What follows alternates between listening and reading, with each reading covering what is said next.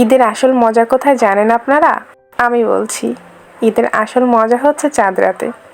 দীর্ঘ 1 মাস রোজা রাখার পরে চাঁদ রাতে যখন মানুষ জানতে পারে যে আগামীকাল ঈদ হচ্ছে, তখন মানুষের ভিতর যে উল্লাস খুশি থাকে, সেইটা প্রকাশ করার জন্যই চাঁদ রাতে মানুষ অনেক ঘোরাঘুরি করে। শুধু ঘোরাঘুরি বলছে কিসের জন্য, সারা রাত মানুষ সজাগ থাকে। ঈদের জন্য অনেক অনেক প্ল্যানিং করে চাঁদ রাতে বসে, মেহেদি লাগায়, খাওয়া দাওয়া করে, সারাটা রাত সজাগ থাকে। মূলত আমি এটা মনে করি যে ঈদের থেকে চাঁদ রাতেই আমরা বেশি আনন্দ করি এবং উপভোগ করি দিনটাকে। ঈদের যে একটা খুশি সেটা যে আসতে চলেছে সেটা মনে করেই খুশি অনেক গুণ বেড়ে যায়। আজকে হচ্ছে চাঁদ রাত। আমি এবং আরিফ সাহেব দুইজন বেরিয়ে পড়েছি হালকা একটু পিসফুলভাবে ঘোরাঘুরি করার উদ্দেশ্যে।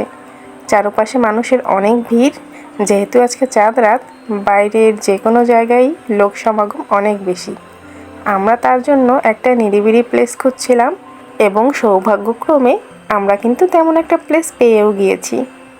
এইখানে আমরা প্রায় 3 থেকে 4 ঘন্টার মতন ছিলাম। অনেক রকম কথা বললাম, অনেক রকম গল্প করলাম।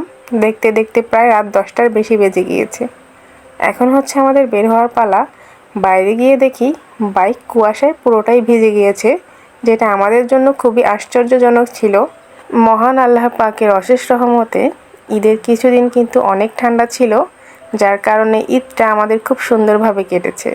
তবে ঈদের কিছুদিন যেতে না যেতেই বৈশাখ মাসের শুরু, এবং বৈশাখ মাসের পর থেকেই যে পরিমাণ গরম শুরু হয়েছে, আমাদের অবস্থা প্রায় খারাপ। যাই হোক, আমরা এখন বেরিয়ে পড়েছি ওই রেস্টুরেন্ট থেকে, আর এখন আমরা গিয়েছি নিউ মার্কেটে।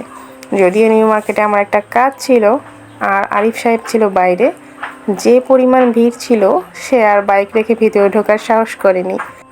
এই যে দেখেন, এইখানে হচ্ছে একটা আইসক্রিমের দোকান এবং মানুষ রীতিমতো মৌমাছির মতো আইসক্রিমওয়ালাকে ঘিরে রেখেছে। আমি দেখে অবাক হচ্ছিলাম যে আজকে মার্কেটে এত মানুষ কিভাবে। এখন কিন্তু রাত প্রায় 1টা বাজে আর এই অবস্থা হচ্ছে মার্কেটের। আর এইখানে এই লোকটা দাঁড়িয়ে আছে।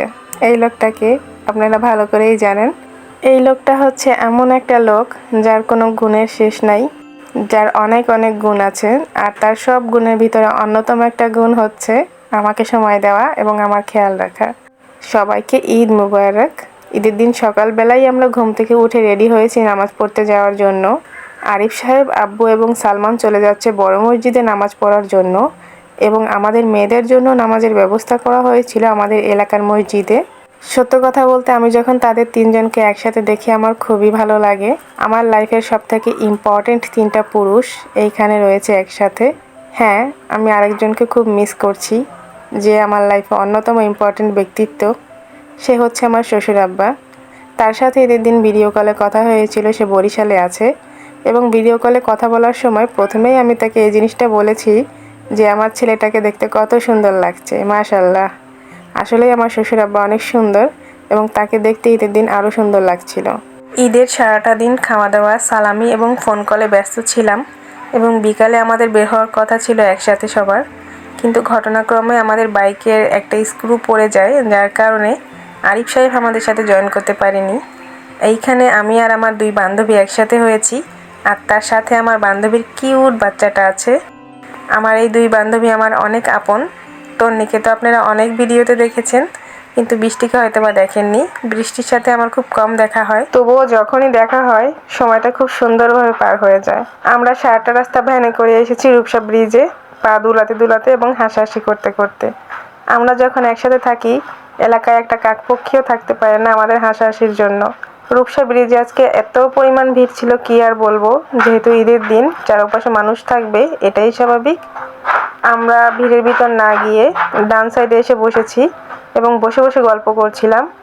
তবুও রাস্তা দিয়ে একটু পর পর ট্রাক যাচ্ছিল। ট্রাক বলতে আমি বোঝাতে চাচ্ছি ঈদের দিন সাউন্ড বক্স এবং কিছু ছেলেপেলে নিয়ে যেই ট্রাকগুলো যাওয়া আসা করে সেইগুলোর কথা। এইখানে একটা ট্রাক আমাদেরকে দেখে দাঁড়িয়ে গিয়েছে। মূলত ঘটনাটা হচ্ছে এই যে, ট্রাকগুলো যখনই যাওয়া আসা করে, বৃষ্টির ছেলে খুশিতে অনেক লাফালাফি করে। তো এই ট্রাকটাও তেমনভাবেই বৃষ্টির ছেলে লাফালাফি দেখে দাঁড়িয়ে গিয়েছে এবং তার সাথে তাকে দেখিয়ে দেখিয়ে দূর থেকে নাচ করছে। যাই হোক, এটা তাদের ব্যক্তিগত বিষয়। আমরা এখানে কিছুক্ষণ ফটো সেশন করলাম। ছবি তুলতে তুলতেই আমাদের অবস্থা শেষ। আর এই 2 সুন্দরী তো সবসময় ছবি তোলায় ব্যস্ত থাকে। আর আমি মাঝখান থেকে বান্দরে ঢুকে যাই। এখন আমরা ঘোরাঘুরি শেষে বাসায় ব্যাক করছি। আলহামদুলিল্লাহ আমাদের আজকের ঘোরাঘুরি অনেক সুন্দর হয়েছে। ঈদটাকে আমরা ঈদের মতো সেলিব্রেট করতে পেরেছি। বাসায় ব্যাক করার আগেই আরিফ সাহেব হচ্ছে বাইকের স্ক্রু ঠিক করে ফেলেছে এবং আমাকে সে নিজেই বাসায় রিসিভ করে নিয়ে এসেছে। বাসায় এসে কিছুক্ষণ রেস্ট নিয়ে আমরা তারাবাজি ফোটাচ্ছিলাম। এইখানে ছিল সাদিয়া, সালমান এবং আমাদের আরও কিছু আত্মীয় স্বজন। সবাই মিলে একসাথে ঈদের দিন এবং ঈদের পরের দিন আমরা তারাবাজি ফোটালাম, যেটা খুবই আনন্দদায়ক ছিল। ঈদটাকে আমরা ঈদের মতো সেলিব্রেট করেছি এবার। বিশেষ করে আমি এমন সুন্দরভাবে যে কত বছর ঈদ কাটাই না আমি জানি না। এবারের ঈদটা সত্যিই আমার জন্য খুব পরিপূর্ণভাবে সেলিব্রেট করা হয়েছে।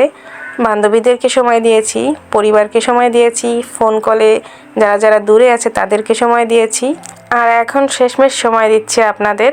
দেখা হবে নতুন কোনো ভিডিওতে, ততদিনের জন্য আল্লাহ হাফেজ। চ্যানেলটিকে সাবস্ক্রাইব করে পাশে থাকবেন।